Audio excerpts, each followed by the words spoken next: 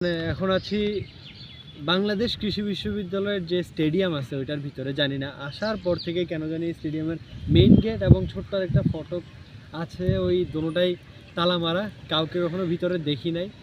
আজকে আমরা গেট দিয়ে টুকি মারার পর দেখলাম যে আমাদের মানে এই স্টেডিয়ামটার এই অবস্থা।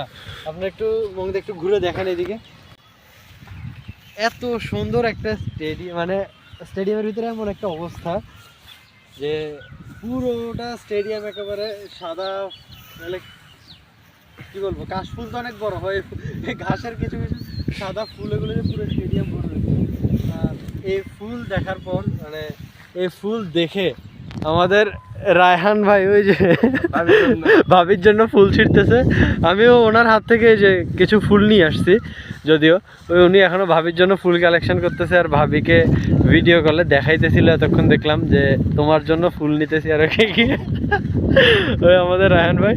আর আমাদের এই যে মংদা ছবি তুলছে কতগুলো এখানে বসে বসে, উনি নাকি কোন শুভাকাঙ্ক্ষীকে পাঠাবে। আর আমি বললাম যে ফেসবুকে আপলোড করার জন্য ভিডিও করতেছি, আমার তো আর কোনো শুভাকাঙ্ক্ষী নাই। দেখি রায়হান ভাই কি করতেছেন, দেখি কেমন কেমন বানাইলেন, কার জন্য এটা? এদিকে এদিকে, হ্যাঁ আপনার জন্য না, আমার জন্য না, কারো একজনের নাম বলেন দেখি। হ্যাঁ কেন, ভাবি কি আমাকে ফলো করে? অবশ্যই। ও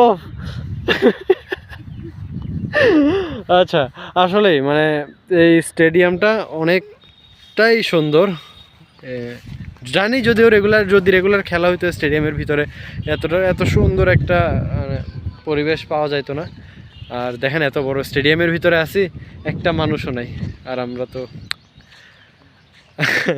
একটু বেশি পাকনা ছেলেবেলা আমরা ওয়ার্ল্ড টপকাই চলে আসছি এদিকে।